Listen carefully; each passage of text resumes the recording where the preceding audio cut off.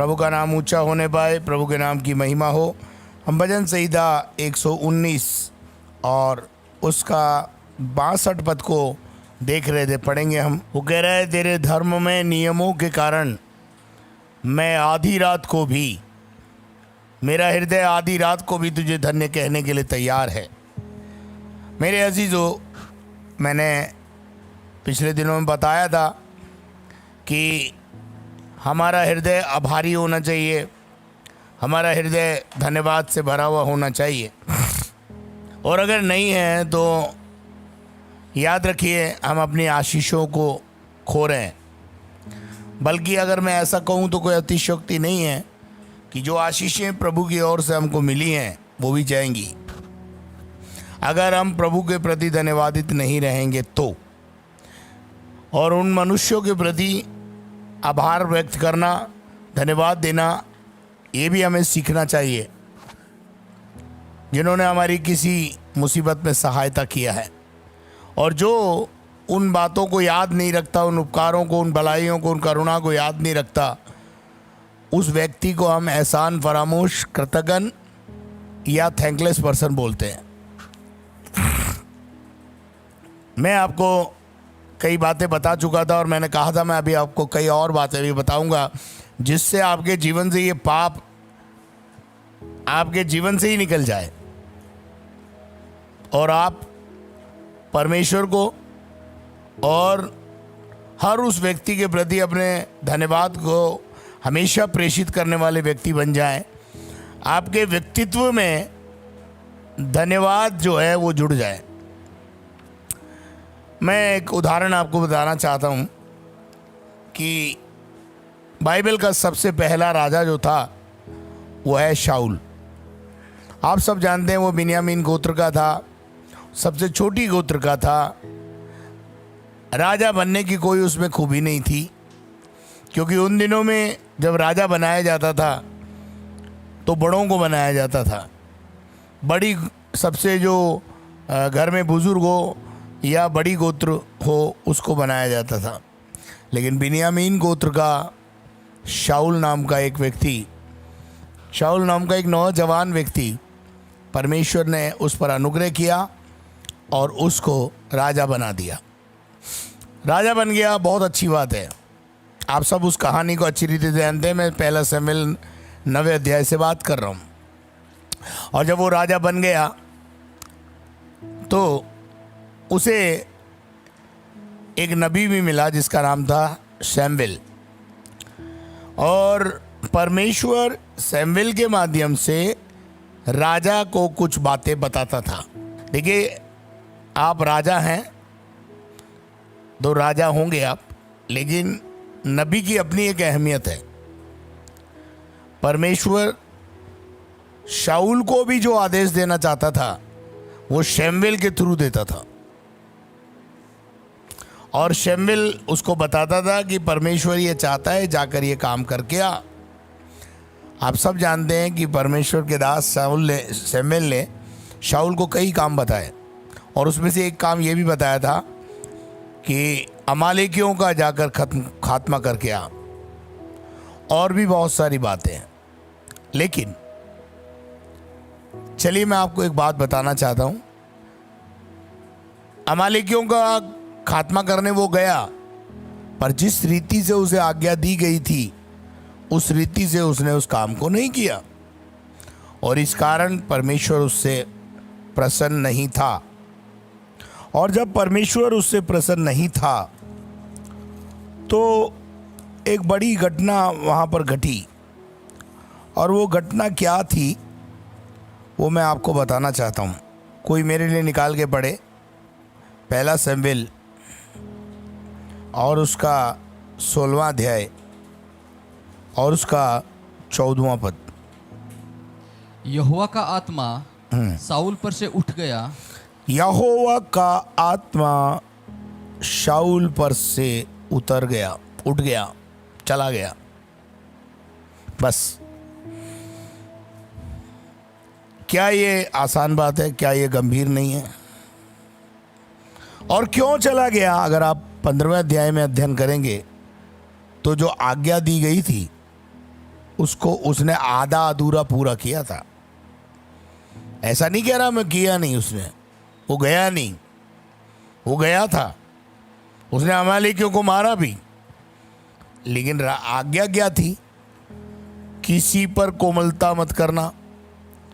आज्ञा क्या थी? छोटे बड़े सबको नष्ट कर देना, जानवरों को भी नष्ट कर देना। लेकिन भाई साहब वहाँ से मोटे मोटे गाय बैल भेड़ बकरियों को लेकर आ गए। और जब शमूएल ने शाऊल से पूछा काम हो गया, तो उन्होंने बोला हाँ हो गया, जबकि काम जिस रीति से कहा गया था उस रीति से पूरा नहीं हुआ। आज्ञा जिस प्रकार से दी गई थी उस रीति से पूरी नहीं हुई। आपको जो मैं बातें बोल रहा हूँ ना उस पर ध्यान दीजिए।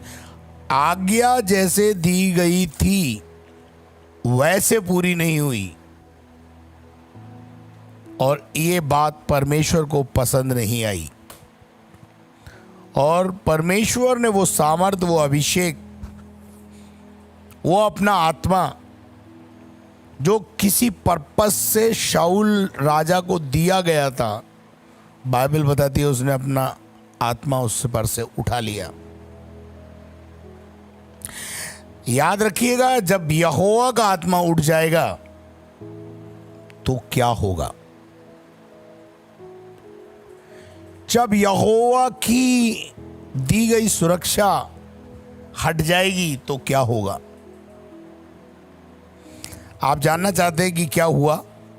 तो लिखा है 14 पद को, अब आगे बढ़े। और यहोवा की ओर से एक दुष्ट आत्मा उससे घबराने लगा। यहोवा की आत्मा जब उठ गई तो दुष्ट आत्मा ने आकर घेर लिया। कई बार हम अपने जीवन के अंदर आध्यात्मिक मलयुद्ध में होते हैं और साथ में गलत काम भी करते रहते हैं। दुष्ट आत्मा भी निकालते हैं और पत्नी से झगड़ा भी करते रहते हैं, कड़वाहट भी रखते हैं, रिलेशनशिप ठीक नहीं रखते खुदा के साथ और लोगों के साथ। ऐसी दशा में आप मत समझना कि कुछ अच्छा होने जा रहा है। यहोवा का आत्मा शाऊल पर से उठ गया और एक यहोवा की ओर से एक दुष्ट आत्मा उससे घबराने लगा। अब मैं आपके जीवन में ये सवाल आएगा, क्या यहोवा भी दुष्ट आत्मा भेजता है? नहीं, मैं तो ऐसा नहीं मानता। पर यहोवा का प्रोटेक्शन हटते ही दुष्ट आत्मा अपने आप आ जाती है। अभिषेक गया, पवित्र आत्मा चला गया तो सुरक्षा गई, स्वर्गदूतों का बाड़ा गया तो दुष्ट आत्मा आकर हमें घेर लेती है। देखिए, दुष्ट आत्मा और दुनिया के सारे जादू टोने तंत्र मंत्र परमेश्वर से बड़े नहीं हैं। इन पर जय पाई जा सकती है in the name of Jesus. जब जब परमेश्वर की ओर से दुष्ट आत्मा तुझ पर चढ़े तब तब वह अपने हाथ से बजाए और तू अच्छा हो जाए। और कौन लाया गया? आगे पढ़ दो। साउल ने अपने कर्मचारियों से कहा, अच्छा, एक उत्तम वीणा वादक देखो और उसे मेरे पास लाओ। कौन था वो जिससे लाया गया? आगे लिखा हुआ है कि जब दाऊद ने वीणा बजाई, पढ़ दो बेटा आगे। तब एक जवान ने उत्तर देके कहा, सुन, मैंने बैतलहम वासी ईशे के एक पुत्र को देखा है जो वीणा बजाना जानता है और वह वीर योद्धा भी है। आगे। और बात करने में बुद्धिमान और रूपवान भी है और यहोवा उसके साथ रहता है। कितनी अच्छी गवाही दाऊद के बारे में शाऊल के महल के अंदर एक कर्मचारी ने दी। आगे। तब साउल ने दूतों के हाथ ईशे के पास कहला भेजा, अपने पुत्र दाऊद को जो भेड़ बकरियों के साथ रहता है मेरे पास भेज दे। आगे। तब यिशै ने रोटी से लदा हुआ एक गधा और कुप्पा भर दाख मधु और बकरी का एक बच्चा लेकर अपने पुत्र दाऊद के हाथ से साउल के पास भेज दिया। आगे। और दाऊद साउल के पास जाकर उसके सामने उपस्थित रहने लगा और साउल उससे बहुत प्रीति करने लगा और वह उसका हथियार ढोने वाला हो गया। तब साउल ने यिशै के पास कहला भेजा, दाऊद को मेरे सामने उपस्थित रहने दे, क्योंकि मैं उससे बहुत प्रसन्न हूँ। और जब जब परमेश्वर की ओर से वह आत्मा साउल पर चढ़ता था तब अब ये ध्यान से सुनना, ये वाली आयत, जब जब परमेश्वर की ओर से वो आत्मा शाऊल पर चढ़ता था तब तब दाऊद वीणा लेकर बजाता। यहां मैं आपको एक बात बोलूं, कभी कभी हम प्रभु को जानते हैं, लेकिन जब हम हुकुमदोली करते हैं, अनाज्ञाकारिता करते हैं, तो परमेश्वर हमें सुधारने के लिए ऐसा काम भी करता है। अब एक ओर से यहोवा का आत्मा दुष्ट आत्मा वहां पर आ रही है, काम कर रही है, लेकिन वहीं पर एक ऐसा आज्ञाकारी पुत्र, ऐसा आज्ञाकारी और धन्यवाद से भरा हुआ एक व्यक्तित्व जिसका नाम दाऊद है, वो परमेश्वर के सामने शाऊल और परमेश्वर के बीच में आता है। उसका नाम है दाऊद। और जब वो बीच में आ जाता है तो दाऊद के कारण परमेश्वर शाऊल को छोड़ देता है। और लिखा है शाऊल चैन पाकर अच्छा हो जाता था। हो सकता है आप तो परमेश्वर को नहीं जानते थे, तब शैतान ने आपको मारा, लेकिन एक व्यक्ति यानी आपका अगुवा या पास्टर आपके और परमेश्वर के पास, आपको परमेश्वर के पास ले गया और आपसे, आपके बारे में परमेश्वर से कहा, परमेश्वर ये व्यक्ति जो है अशांत है, निराश है, हताश है, परेशान है, दुष्टात्माओं से ग्रसित है, आप जुआ तोड़िए। और परमेश्वर ने आपका जुआ उसके कहने से तोड़ दिया। तो अब आपका फर्ज और कर्तव्य क्या है मालूम है? नंबर 1, आप परमेश्वर के प्रति भी आभारी रहें। नंबर 2, जिसने मध्यस्थता की, जिसने आपके लिए प्रार्थनाएं की, जिसने आपके लिए दुष्टात्माएं निकाली आपके जीवन में से, जिसने आपको उभारने की कोशिश की, उस अगुवे के प्रति भी आपको धन्यवादित रहना चाहिए। और जो ऐसा नहीं रहते और जो ऐसा नहीं करते हैं, उन्हीं को बोलते हैं थैंकलेस पर्सन। ना तो परमेश्वर के प्रति आभारी हैं, ना परमेश्वर के अगुवे के प्रति जो प्रभु ने आपको दिया है, आपका अगुवा, उसके प्रति आभारी हैं, ना उसके प्रति आभारी हैं जो आपके जीवन में चैन, शांति, आनंद लाया। बल्कि आभारी तो छोड़ो, उसकी वाट लगाने में लगे रहते हैं। और ऐसे में बहुत सारे लोगों को जानता हूं जिन्होंने अगुवों की वाट लगाने की कोशिश की, उनके खानदान की वाट लगी पड़ी है। आपके सामने भी है, पर आप क्या है उसको एनालिसिस नहीं कर पा रहे। मैं आपसे नम्रतापूर्वक कहता हूं, हृदय से उनके प्रति आभार व्यक्त करते रहो, तभी आप और आपका परिवार आशीषित रहेगा।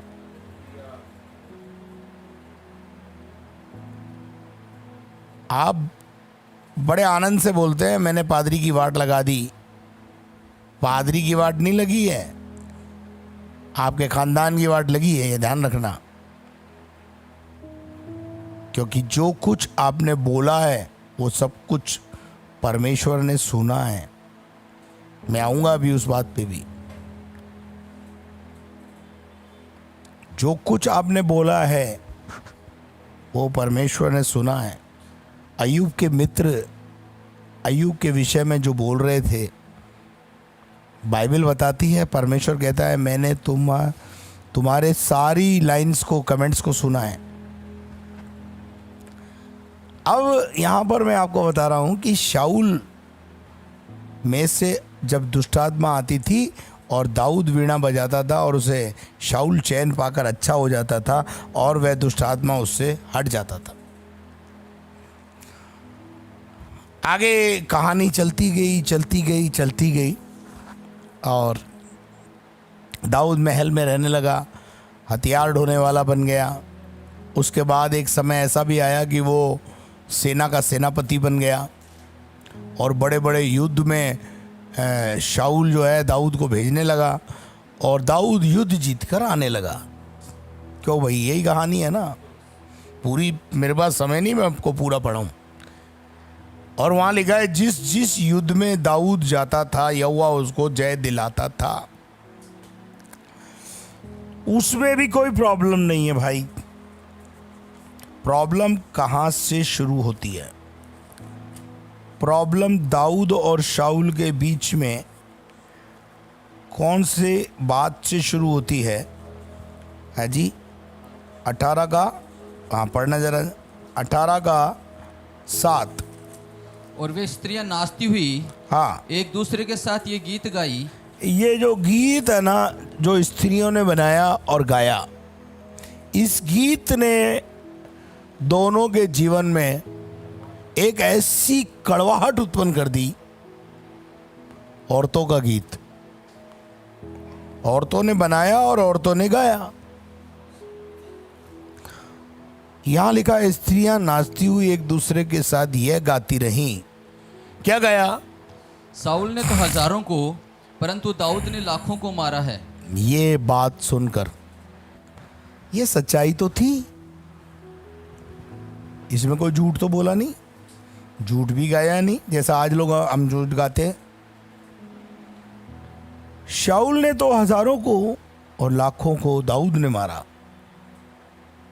दाऊद ने मारा होगा जब ही गाया होगा भाई। पर सच सुनने का मादा हमारे अंदर नहीं है, हम सच सुनने के लिए तैयार नहीं है।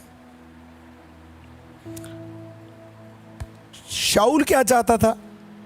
सब मेरी बड़ाई करें। गाने को उल्टा करो, थोड़ा गाने में लाइन सही करो। आपको पता है, मुझे याद आया अभी के अभी, पवित्र आत्मा ने याद दिलाया कि यीशु मसीह के क्रूस कलवरी पर चढ़ाने के बाद एक ऊपर बोर्ड लगा दिया, ये यहूदियों का राजा है। लोग आए और कहने लगे, रे भाई पिलातुस क्या करते हो तुम, ये तो बोर्ड गलत लग गया। बोले भाई कैसे गलत लग गया? अरे बोले ये नहीं लिखना है कि ये यहूदियों का राजा है, ये लिखो कि ये कहता है कि मैं यहूदियों का राजा हूं। पर आपको पता है वहां क्या हुआ? पिलातुस ने एक बात बोली, मैंने लिख दिया सो लिख दिया, रिटन इज रिटन, अब इसे कोई नहीं बदल सकता। यहां पर भी जो महिलाओं ने लिख दिया वो लिख दिया और ये सच लिखा, और उस क्रूस के ऊपर भी जो तख्ती थी वो सत्य ही थी, वो यहूदियों का राजा। बल्कि अगर मैं यूं कहूं कि यहूदियों का नहीं, वो सारे संसार के प्राणियों का राजा है, तो कोई अतिशयोक्ति नहीं है। और हम यहां पर देखते हैं कि दाऊद ने लाखों को मारा, ये गाना गा दिया। इस गाने गाने के बाद दाऊद और शाऊल के बीच में ठनाठनी हो गई, और ये ठनाठनी इतनी चली कि दोनों एक दूसरे के दुश्मन हो गए। दोनों एक दूसरे के दुश्मन हो गए, और दोनों में दाऊद कभी भी शाऊल के ऊपर हमला नहीं करना चाहता था, ना किया उसने, क्योंकि दाऊद के पास एक संदेश था, मेरे अभिषिक्तों को मत छुओ। हालांकि वो अभिषिक्त शाऊल जैसा अभिषिक्त किया हुआ। देखिए, शाऊल और दाऊद दोनों का गुरु एक है, दोनों का अभिषेक करने वाला एक है, दोनों को राजा बनाने वाला भी, राजा का अभिषेक करने वाला भी एक ही है। दोनों का गुरु एक है, पर दोनों के स्वभाव में रात और दिन का अंतर आपको दिखाई दे रहा है। यीशु मसीह के 12 चेले थे, पर 12 में से 11 का स्वभाव अलग था और यहूदा का स्क्रोती का स्वभाव अलग था। वो भाई साहब एंड तक नहीं सुधरे तो नहीं सुधरे तो नहीं सुधरे। रह किसके साथ रहे? यीशु के साथ। बहुत सारे लोग हैं आज कलीसिया में, कई सालों से आते हैं पर नहीं सुधरे, पुराना स्वभाव नहीं छोड़ रहे हैं, पादरी की घाट खींचना नहीं छोड़ रहे हैं। आप बताइए, दाऊद ने शाऊल राजा का क्या बिगाड़ा? लेकिन दाऊद के पीछे वो ऐसे पड़ गया जैसे वो दाऊद जो है उसका दुश्मन हो। और दाऊद की स्थिति ये कर दी, अगर आप दाऊद के उसके बाद जब आप पढ़ेंगे कि शाऊल जो है वो दाऊद के प्रति जलन का शिकार हो गया और वो उसको, अब दाऊद को ढूंढ रहा है कि वो उसको मार डाले, उसकी हत्या कर दे। दाऊद के लाइफ में कई बार ऐसा मौका आया जब वो शाऊल को मार सकता था। ये उस बात से प्रकट होता है कि जब वो उसके बागे का कपड़ा काट लाया, इसका मतलब यह है, बागे का कपड़ा काट लाया, इसका मतलब ये था कि वो चाहता तो उसको मार भी सकता था। लेकिन दाऊद ने ऐसा प्रतिशोध लेने के लिए नहीं किया, लेकिन ये प्रतिशोध की आग में जल रहा है। अब मैं आपको दोनों चरित्र सामने रखकर आपसे पूछना चाहता हूं, शाऊल को दाऊद के प्रति धन्यवादित बना रहना चाहिए था या नहीं रहना चाहिए था? क्योंकि उसका तो जो चैन था ना वो ही चला गया था, वो दुष्ट आत्मा उसे परेशान करती थी। और दाऊद की वीणा से या दाऊद की आराधना से और दाऊद की प्रार्थना से उसकी लाइफ में सुकून आता था। जिसकी प्रार्थना से आपकी लाइफ में सुकून आया, उसके साथ आप ऐसा व्यवहार करोगे कि उसको मार डालने के लिए ढूंढते फिरोगे? मेरे प्रिय लोगों, आइए हम थोड़ा सा पढ़ते।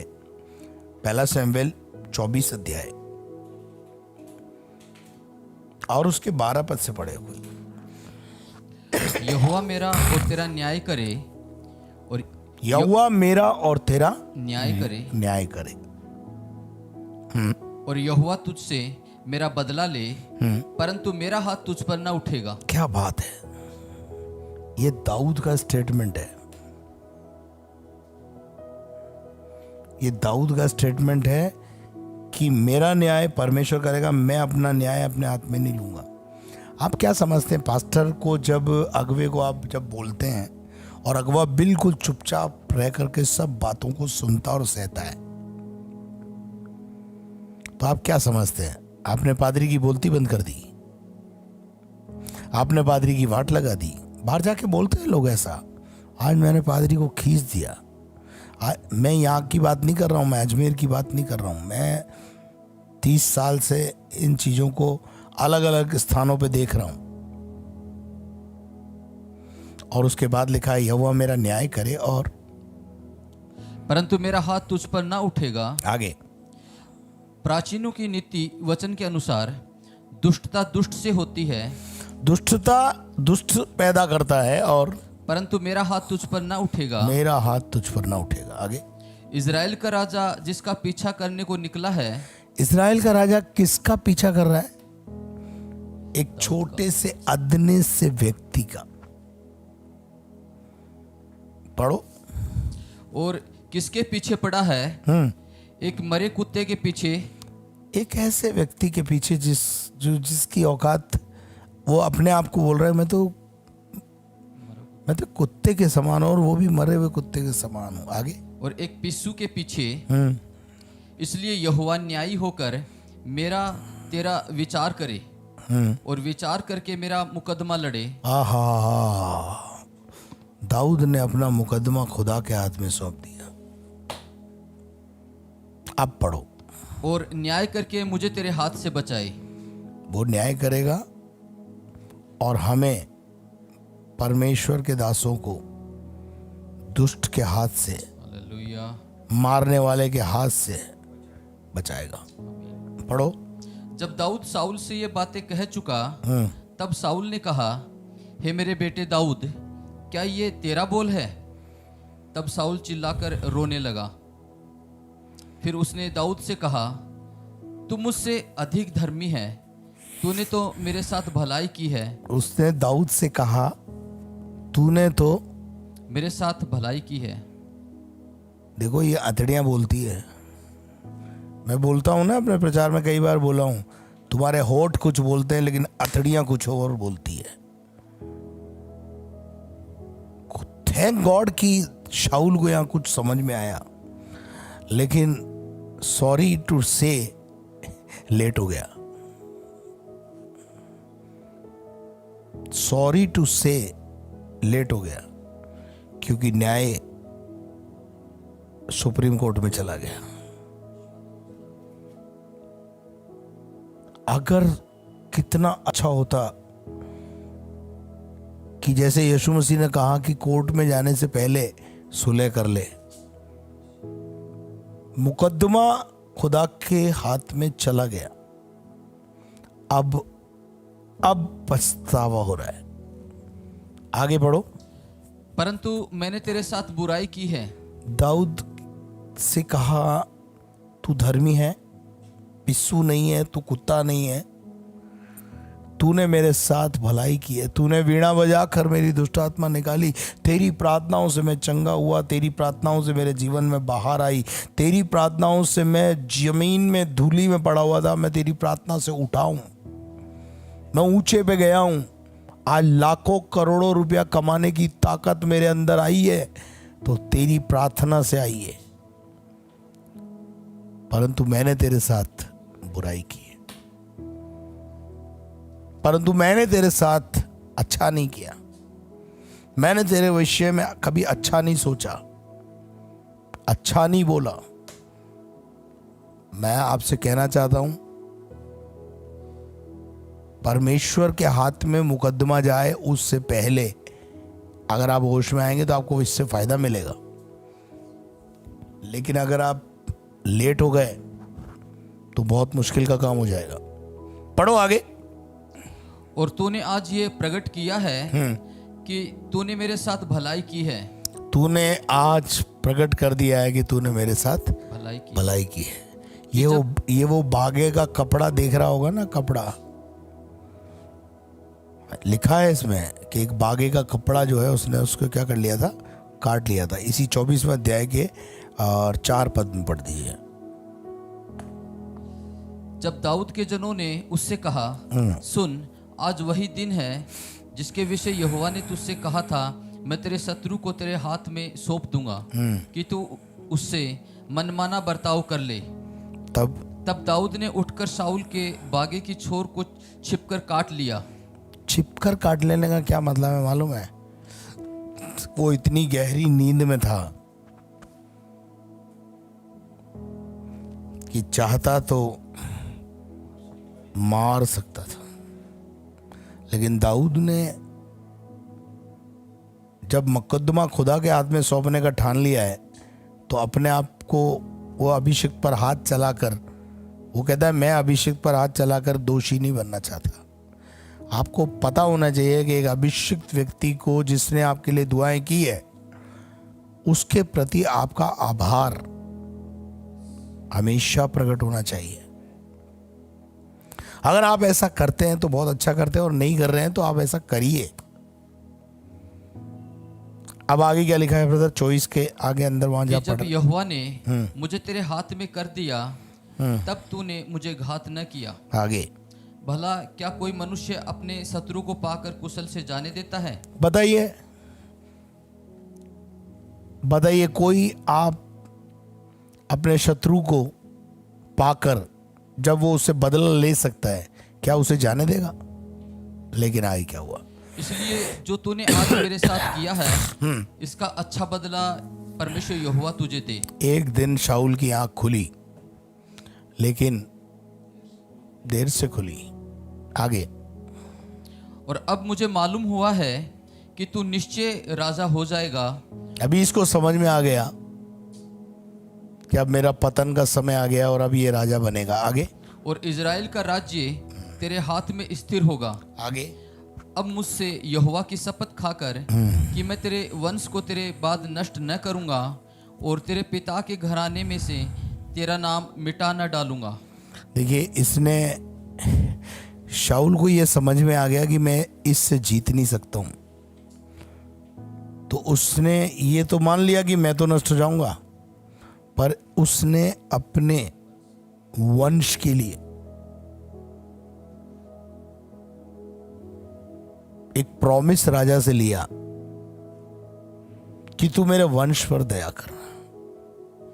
इसका मतलब यहोवा के प्रति वफादार ना होने का प्रतिफल आपके वंश को भी भोगना पड़ेगा। आपकी गलतियों की सजा आपके औलादों को भुगतनी पड़ेगी। और यहां पर राजा दाऊद ने एक प्रॉमिस किया। पढ़ो आगे। तब दाऊद ने साउल से ऐसी ही शपथ खाई। तब साउल अपने घर चला गया और दाऊद अपने जनों समेत गढ़ों में चला गया। दाऊद गढ़ों में चला गया और शाऊल घर चला गया। और उसके बाद अगर आप देखते हैं कि एक समय ऐसा भी आया कि दाऊद जो है राजा बन गया। जिस दिन वो राजा बना उस दिन उसने इस प्रॉमिस को याद किया। दूसरा शमूएल 9वां अध्याय और उसके पहले पद को, धर्मी अपने बात से कभी टलता नहीं है। दाऊद ने पूछा, क्या साउल के घराने में से कोई अब तक बचा है? क्या कर रहा है? दाऊद ने पूछा।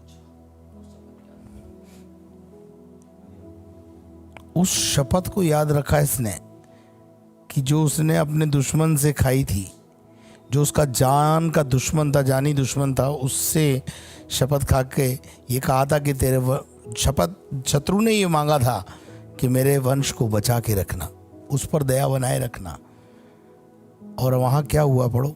दाऊद ने पूछा, क्या साउल के घराने में से कोई अब तक बचा है जिसको मैं योनातान के कारण प्रीति दिखाऊं? योनातान कौन था? शाऊल का बेटा। And he was very faithful. कई बार घर में ऐसी स्थिति होती है, घर के बुजुर्ग पादरी के खिलाफ बोलते हैं, बच्चे बोलते नहीं पास्टर सही है, हमारा पास्टर ने हमारे लिए प्रार्थनाएं की है। बच्चों को ये बात समझ में आ जाती है क्योंकि वो नई जनरेशन के ना, क्योंकि उन्होंने वो दुख देखा है, इसलिए उनको वो बात समझ में आती है। लेकिन कई बार घर के बुजुर्गों को पादरी को सीधा करना, ट्यूनिंग करने में अपना समय बिताते हैं।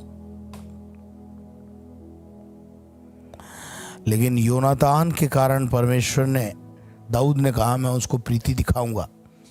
और साउल के घराने का सीबा नामक एक कर्मचारी था, वह दाऊद के पास बुलाया गया। और जब राजा ने उससे पूछा, क्या तू सीबा है? तब उसने कहा, हाँ, तेरा दास वही है। राजा ने पूछा, क्या साउल के घराने में से कोई अब तक बचा है? दुश्मन के घराने की सुधि लेना, यह होता है धर्मी का स्वभाव। और उसके प्रति आभारी रहना, परमेश्वर के प्रति आभारी रहना, ये बहुत जरूरी है। आगे, जिसको मैं परमेश्वर की सी प्रीति दिखाऊं। वो क्या कह रहा है? मेरे शत्रु के घराने में कोई बचा है क्या जिसको मैं क्या दिखाऊं? परमेश्वर की सी प्रीति। आगे, शिबा ने राजा से कहा, हाँ, योनातान का एक बेटा तो है जो लंगड़ा है। शाऊल का पोता है और कैसा है? लंगड़ा। लंगड़ा है। शाऊल के घराने में जो राज घराने का व्यक्ति है, इसके घराने में योनातान का एक बेटा है और वो भी कैसा है? लंगड़ा है। लंगड़ा होना परिस्थिति खराब होना। आपके घर में हो सकता है आपके दोनों पांव हैं, लेकिन फिर भी लंगड़ाहट का अनुभव। अगर आपके पास धन की कमी है तो आप एक लंगड़ाहट की अनुभव में से होके चल रहे हैं। देखिए, एक व्यक्ति जो लंगड़ा होता है, वो चलना चाहता है, वो दौड़ना चाहता है, परंतु इस कारण से नहीं दौड़ पाता क्योंकि वो लंगड़ा है। अच्छा, ये लंगड़ा पैदा नहीं हुआ था, ये लंगड़ा पैदा नहीं हुआ था, इसको लंगड़ा बना दिया गया था। ये लंगड़ा हुआ है बाद में। और क्यों हुआ मालूम है? इसको एक संभालने वाली थी दाई। दाई जब लेकर उसे भागी तो वो गिरी और खुद उसको भी लेके गिरी। तो बता, माई तो माई होती है और दाई तो दाई होती है। इसलिए कितना भी लफड़ा हो जाए, माई के पास बने रहो, मात्र कलीसिया में बने रहो, पप्पा के पास बने रहो। अगर यही बच्चे का देख रेख योनातान कर रहा होता तो ये लंगड़ा नहीं होता। इसके घराने के अंदर लंगड़ा है और उस लंगड़े बेटे का नाम है मपीबोशेत। पढ़ो।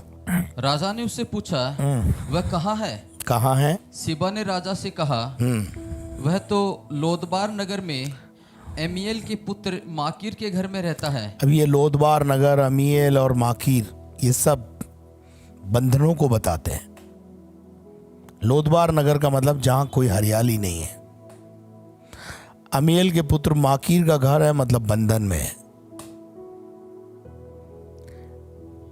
बंधन में रह रहा है, गुलामी की तरह जीवन जी रहा है किसका बेटा? राजाओं का, राजा का पोता है। लेकिन प्रभु के दास ने उसे बुलाया। पढ़ो भाई। तब राजा दाऊद ने दूत भेजकर उसको लोदबार से अमीएल के पुत्र माकीर के घर से बुलवा लिया। यानी उसे सूखे में से हरियाली में लाया। नंबर 1, माकीर का घर है, मतलब बंधन का घर, गुलामी में से निकालकर मेज पर बैठना सिखाया। बाइबल में लिखा है, मैंने तुम्हें जंगल के अंदर वो मन्ना खिलाया जिसे तुम्हारे बाप दादे जानते भी नहीं थे। हम इस योग्य नहीं थे कि राजा की मेज पर भोजन करें। जो प्रभु मेज हम लेते हैं ना, हम उस योग्य नहीं थे, लेकिन प्रभु ने हमारे पापों को धोकर एक नया वस्त्र पहनाकर, राज वस्त्र पहनाकर हमें मेज पर बैठकर खाना खाना सिखाया। मपीबोशेत को उसने घर में बुलाया। पढ़ो आगे। जब मेपीबोशेत जो योनातान का पुत्र और शाऊल का पोता था दाऊद के पास आया, तब मुंह के बल गिरकर दंडवत किया। दाऊद ने कहा, हे मेपीबोशेत। उसने कहा, तेरे दास को क्या आज्ञा?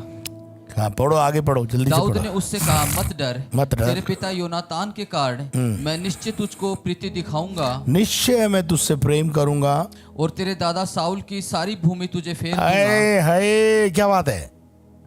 तेरे दादा की, साउल की सारी भूमि, तेरे दादा की सारी प्रॉपर्टी मैं तुझे दूंगा, क्योंकि मैंने तेरे दादा से वाचा बांधी थी।